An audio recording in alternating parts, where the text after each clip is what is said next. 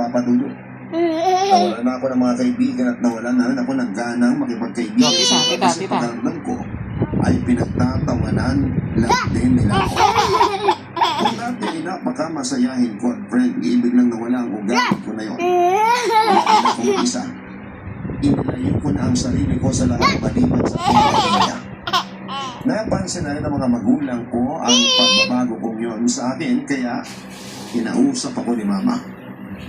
Nung ako problema sa school.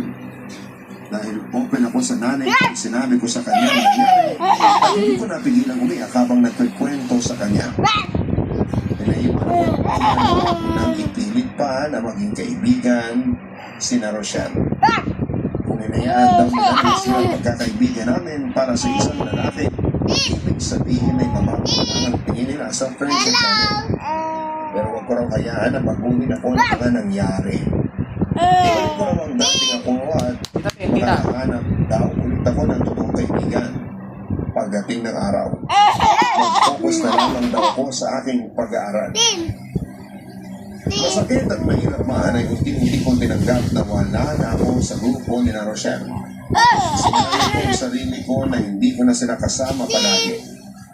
Yun nga lang yung mahirap yung gawin, lalo na at mula Monday hanggang Friday ay nakikita ko sila sa school, tapos ang saya-saya nila kahit na hindi nila ako kasama. Nakasurvive naman ako ng school ko ngayon. Dumating na ang summer at 2 buwan kaming mawawala ng pasok. Wala naman akong plano sa bakasyon na yun. Alam kong sa bahay lamang ako at tutulong sa magawaing bahay.